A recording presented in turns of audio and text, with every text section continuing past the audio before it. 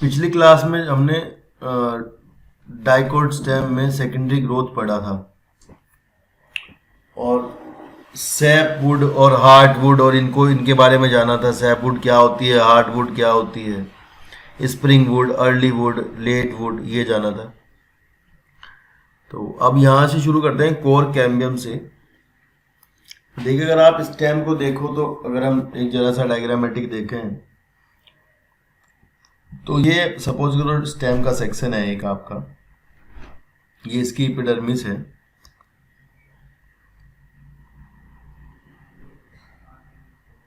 यहाँ और अगर आपको पता हो तो स्टेम की एपिडर्मिस के नीचे यहाँ पर हाइपोडर्मिस होती है, ठीक है। और उसके नीचे आपका होता है कोर्टेक्स की लेयर। लाइक मान लो यहाँ पर आपका क्या होता है, कोर्टेक्स होता है। कोर्टेक्स के अंदर यहाँ अंदर आओगे तो एंडोडर्मिस, एंडोडर्मिस के अंदर पेरिसाइकल, पेरिसाइकल के अंदर यहाँ वेस्कुलर बंडल लगे होते हैं, जो कि आपको इस तरह से इमेच्योर प्राइमरी स्टेम में देखने को मिलते हैं। जब स्टेम थोड़ा बड़ा हो जाता है तो ये क्योंकि हमने पीछे पढ़ा है सेकेंडरी ग्रोथ, तो ये सब जो होता है, जो एरिया है, ये कोर्टेक्स का एरिया कन्फाइंड होकर छोटा हो जाता है बाहर, और ये जाइलम और फ्लोएम जो है बड़े हो जाते हैं, सेकेंडरी ग्रोथ हो जाती है। और ये वेस्कुलर कैम्बियम का जो रिंग मैंने अब बनाया अंदर, ये वेस्कुलर कैम्बियम, ये वेस्कुलर कैम्बियम का रिंग लगभग यहाँ तक आ जाता है, बाहर तक, ठीक है। और वुड वाला जो सेक्शन है, जो जाइलम वाला जो सेक्शन है, वो बढ़ जाता है बहुत ज़्यादा, क्योंकि आपको पता है जाइलम की cutting edge compared to phloem ज़्यादा होती है। जाइलम ज़्यादा हो जाती है और फ्लोएम कम हो जाती है। ये इतना हिस्सा, ये मान लो अगर मैं कहूँ कि ये आपका, ये सपोज करो ये आपका पूरा स्टेम है, तो इतना मान लो अंदर वाला इतना वुड है, और जो आपका वेस्कुलर कैम्बियम है वो आपका यहाँ पहुँच जाता है बाहर। और ये बाहर जो आपका ये बचा है, ये आपका सारा है बार्क।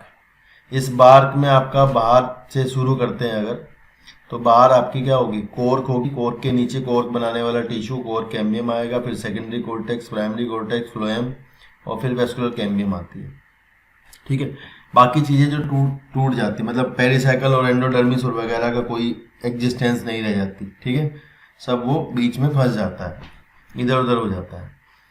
तो अब अगर आपका जितना पुराना स्टेम होगा उसमें अंदर से तो सेकेंडरी ग्रोथ चल ही रही होती है, अंदर से तो ठीक है भाई, अंदर वेस्कुलर बंडल के बीच में जो आपका कैम्बियम था उसमें डिवीजन हो रही है वेस्कुलर कैम्बियम में, और वेस्कुलर कैम्बियम से डिवीजन के बाद जो है आपका प्लांट की मोटाई बढ़ती जा रही होती है।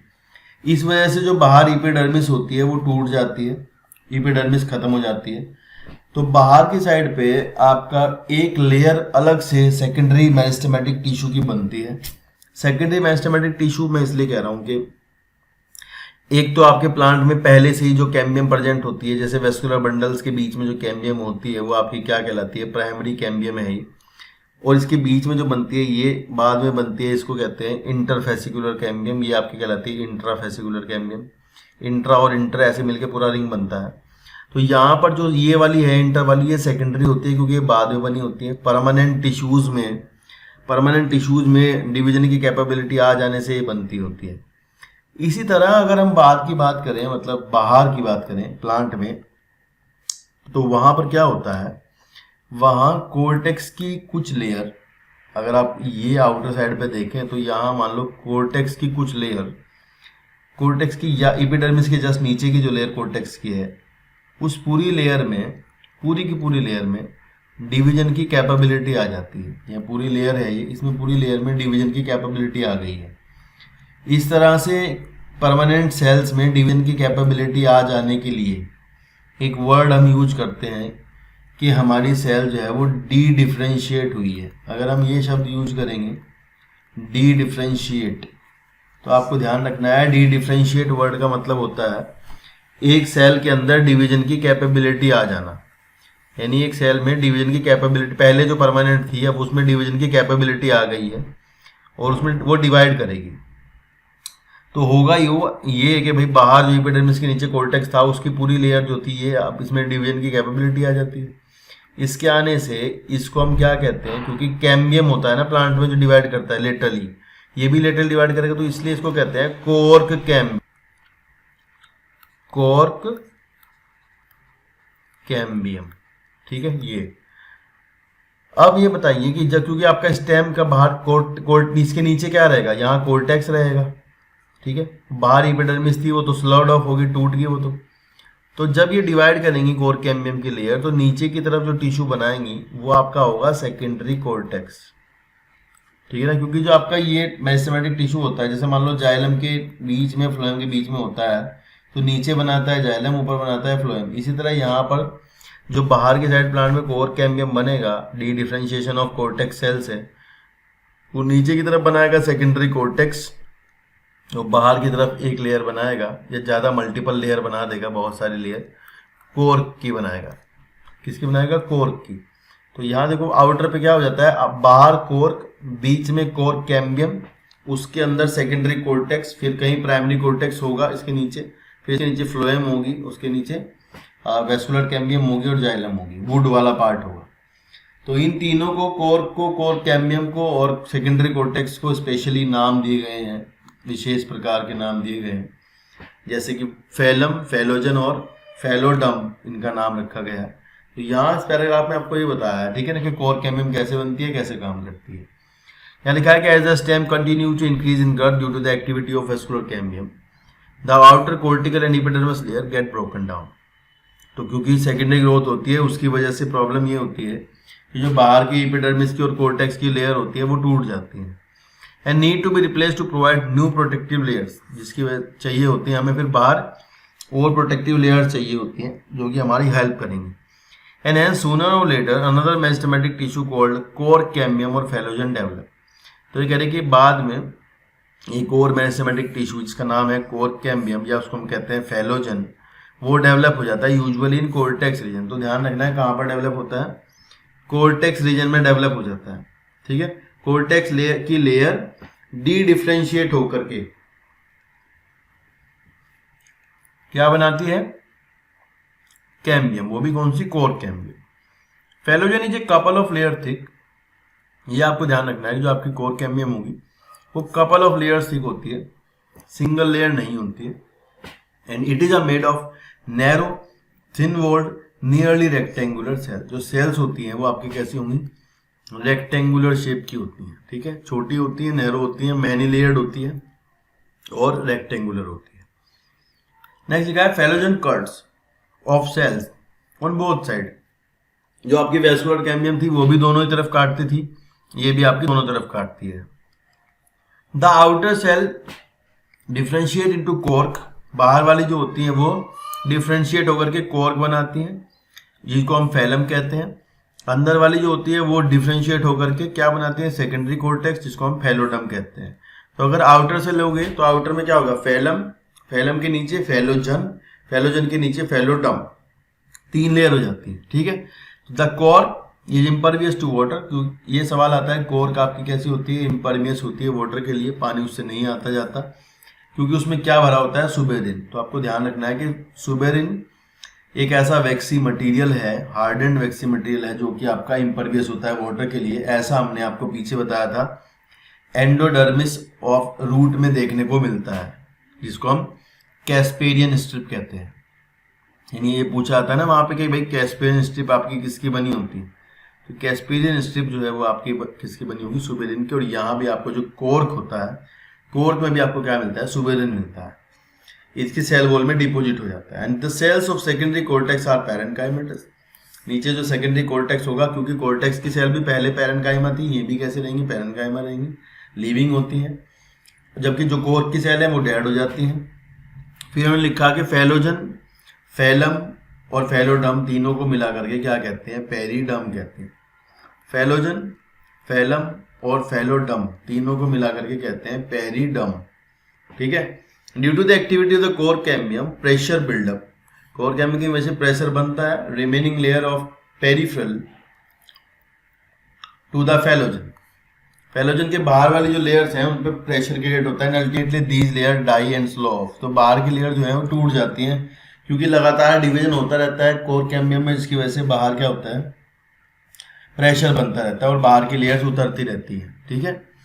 अब आप बार्क का कॉन्सेप्ट जानो, बार्क क्या होता है। देखिए ऐसा है, नॉर्मली बार्क जैसे बच्चों को लगता है, नॉर्मली बार्क के बारे में बात करते हो तो आपको लगता है कि बाहर एपिडर्मिस, कोर्टेक्स और उसके नीचे एंडोडर्मिस, फिर पेरिसाइकल, ऐसे होता है ना, एपिडर्मिस, कोर्टेक्स, एंडोडर्मिस, पेरिसाइकल।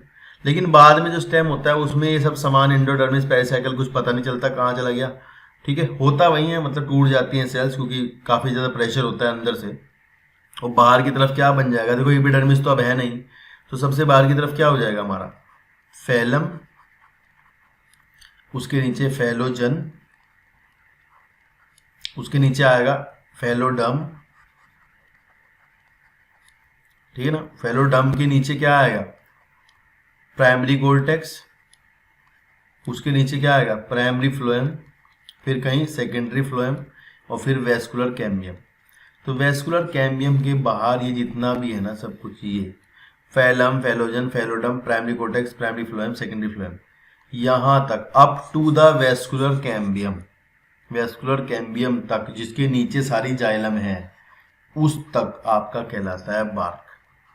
ठीक है, तो कुछ में बार्क ले प्लांट में पतली होती है लेयर, कुछ में थोड़ी सी मोटी होती है, क्योंकि जो प्लांट्स होते हैं उनमें जो मोस्टली जो पार्ट होता है वो वुडेंड पार्ट होगा, और जो वुडेंड पार्ट होता है वो आपको पता है, पहले बताया था हमने, वो आपका जाइलम ही होता है। मतलब जाइलम इज वुड, आप ऐसे कह सकते हैं, जाइलम क्या होती है, वुड होती है। यहाँ लिखा है कि bark is a known technical term that refers to the all tissue exterior to the vascular cambium। मतलब बार्क जो है आप उन सब टिश्यूज के लिए यूज कर सकते हैं जो कि आपके वेस्कुलर कैम्बियम से बाहर मिलते हैं। Therefore, इंक्लूडिंग सेकेंडरी फ्लोएम, क्या क्या इंक्लूड कर रहा है, सेकेंडरी फ्लोएम। ठीक है ना, bark refer to a number of tissues, periderm, periderm में तीनों आ जाते हैं, phellem, phellogen, phelloderm and secondary phloem, ये सब मिला करके क्या है, बार्क है। Bark that is formed early in season is called early soft और soft bark, toward the end season late और हार्ड बार्क इज फॉर्म्ड। ये कह रहे name the layers which constitute the bark, तो हमने बता दिया आपको कौन कौन से लेयर कॉन्स्टिट्यूट करते हैं, जिसमें जो प्राइमरी फ्लोएम और प्राइमरी कोर्टेक्स हैं ये आपके आपस में मतलब आपस में टकरा जाएंगे, क्योंकि देखो फैलोजन जो है वो अंदर की तरफ को प्रेशर लगाएगी और वेस्कुलर कैम्बियम बाहर को प्रेशर लगाएगी, तो आपका जो प्राइमरी कोर्टेक्स और प्राइमरी फ्लोएम है दोनों मिल जाएंगे, इनका एग्जिस्टेंस समाप्त हो जाएगा, टूट जाएंगे। ठीक है ना, नेक्स्ट लिखा है सर्टेन रीजन, कुछ जगह पर आप देखोगे कि जो आपका फैलोजन है, जो कोर कैम्बियम है, लाइक आप यहाँ देख सकते हैं, ये आपका कोर कैम्बियम है, इसकी ये सेल्स है मैनी लेयर, ये दिख रहा है, ये आपका क्या है, कोर कैम्बियम है। इसकी सेल्स ये कह रहे हैं कि कुछ जगह पर क्या करती हैं, पैरेन्काइमेटस सेल्स बना देती हैं। कोर्क सेल के बजाय डिफरेंशिएशन जो आता है वो पैरेन्काइमेटस सेल्स का आता है, उन्हें कहते हैं कॉम्प्लीमेंट्री सेल, और ये प्रेशर बढ़ा देते हैं, इसकी वजह से आउटर लेयर जहाँ से टूट जाती है, मतलब यहाँ से आउटर लेयर टूट गई है, ये एक पोर जैसा, एक छेद जैसा बन जाता है स्टेम में। तो इस स्टेम में जो इस तरह के पोर क्रिएट हो जाते हैं, इसकी वजह से उसको कहते हैं लेंटिसिल, और यही लेंटिसल्स जो होते हैं ये स्टेम में गैसेस ट्रांसपोर्ट में हेल्प करते होते हैं। मतलब गैसेस जो प्लांट में जो स्टेम, देखो आपको पता है कि आपका जो प्लांट होता है वो हर एक पार्ट प्लांट का, हर एक पार्ट आपके प्लांट का क्या करता है, अपनी ऑक्सीजन की टेक केयर खुद करता है। हर एक पार्ट अपनी ऑक्सीजन के लिए टेक केयर खुद करता है। ऐसा नहीं है कि लीव से जो है वो चलेगी, कि मतलब लीव से आपकी ऑक्सीजन लीव ने ली होंगी और लीव से जो ऑक्सीजन चली होंगी वो आपकी चल करके कहाँ आएंगी, नीचे आएगी स्टेम में। नहीं, स्टेम अपनी खुद से लेता है, रूट अपना ध्यान खुद रखती है, थोड़ा बहुत स्टेम रूट के पास नीचे भेज देता है डिफ्यूजन से, वो अलग बात है। चलिए नेक्स्ट देखते हैं लेंटिसिल्स को कैसे बने हैं। यहाँ लिखा है कि certain region the phellogen cuts off closely arrange parenchymata cells on the outer side of the cork cell. ठीक है, मतलब उसको कोर्क सेल बनाना था और कोर्क सेल बजाने के बजाय उसने बाहर क्या बना दिए हैं, वो बना दिया, मतलब पैरेन्काइमेटा सेल बनाते हैं। This parenchymata cell soon ruptures the epidermis, वो क्या करते हैं, रप्चर कर देती है एपिडर्मिस को, forming a lens shape opening called lenticel. तो एक लेंस शेप ओपनिंग बनाती है जिसको हम कहते हैं lenticel. Lenticel permit the exchange of the gases between the outer atmosphere and the internal tissue of the stem. तो क्योंकि आपको पता है, ध्यान से देखना कि जो प्लांट का सेंटर होता है वहाँ जहाँ जाइलम होती है वो तो डेड होती है, लिविंग टिश्यू प्लांट के सरफेस तक ही मिलते हैं, सारे लिविंग टिश्यू ज़्यादातर प्लांट के सरफेस पर ही होते हैं, और वो जो लिविंग टिश्यू होते हैं उनके लिए ऑक्सीजन जो है वो कहाँ से जाएगी, लेंटिसेल से होकर चली जाएगी। तो लिखा है lenticel permit the exchange of gases between the outer atmosphere and the internal tissue of the stem. These occur in most woody trees, ज़्यादातर ये वुडी ट्रीज में ऐसा देखने को मिलता होता है। नीचे एक हेडिंग दिया है, इसको लिखा है सेकेंडरी ग्रोथ इन रूट्स। तो आपको पहले तो देखो आपको पता है कि रूट में सेकेंडरी ग्रोथ नहीं होती, मतलब ऐसा पता है आपको, और लेकिन कुछ जो डाइकोट रूट होती हैं उनमें सेकेंडरी ग्रोथ देखने को मिलती है। डाइकोट रूट तो काफ़ी मोटी मोटी बड़ी बड़ी होती है, छोटी छोटी होती है, तो इसलिए वहाँ पर आपको सेकेंडरी ग्रोथ देखने को मिलेगी। ठीक है, मोनोकोट रूट में आपको देखने को नहीं मिलती सेकेंडरी ग्रोथ। कुछ एक्सेप्शनली मोनोकोट स्टेम होते हैं उनमें आपको देखने को मिल जाती है सेकेंडरी ग्रोथ। तो रूट में देखो आपको पीछे रूट का सेक्शन पढ़ाया गया है। रूट के सेक्शन में आपको ये पता है ना कि भाई वहाँ हमने कैम्बियम तो बिल्कुल नहीं बताई है, रूट में आपको कैम्बियम नहीं बताई देना, तो अब सेकेंडरी ग्रोथ कैसे होगी बिना कैम्बियम के? बिना कैम्बियम के सेकेंडरी ग्रोथ तो नहीं होगी ना। तो कैम्बियम के बिना सेकेंडरी ग्रोथ तो नहीं हो सकती, लेकिन तो कैम्बियम तो बनानी पड़ेगी। जैसे हमने कोर कैम्बियम बनाई है, डी डिफ्रेंशिएशन से आपकी कोर कैम्बियम बनी है, तो इसी तरह से डी डिफ्रेंशिएशन से ही आपकी रूट में कैम्बियम बनेगी। रूट में पहले से कैम्बियम प्रेजेंट नहीं होती। आपको डायग्राम याद होगा, ऐसा रूट का डायग्राम था, यहाँ सेंटर पे वेस्कुलर बंडल रेडियल होते हैं, रेडियल वेस्कुलर बंडल में आपका जो ये जाइलम होता है, लाइक इस तरह से जाइलम लगा रहता है ऐसे, और आपका जो फ्लोएम होता है वो उसके कहीं बीच बीच में यहाँ पर होता है ऐसे। यहाँ क्या है, फ्लोएम है, ये जाइलम है। अब कैम्बियम तो यहाँ नहीं है, तो होता ये है कि इसके बीच में यहाँ पर कैम्बियम का डेवलपमेंट हो जाता है, कैम्बियम फॉर्म हो जाती है। कैम्बियम फॉर्म कैसे होती है? डी डिफ्रेंशिएशन से। कौन सी सेल डी डिफ्रेंशिएशन से कैम्बियम बनाएंगी, ये जानने वाली बात है। ठीक है ना, which cell will form the cambium, तो ये जानने वाली बात है कौन सी सेल बनाएगी। देखिए होता ये है कि ये आपकी फ्लोएम है, ये आपकी फ्लोएम है। इस फ्लोएम के नीचे का कंजक्टिव टिश्यू, यहां वाला कंजक्टिव टिश्यू, यहां वाला, और जाइलम के पीछे का पेरिसाइकल, क्योंकि आउटर लेयर जो वेस्कुलर बंडल्स के बाहर की लेयर है वो पेरिसाइकल होती है।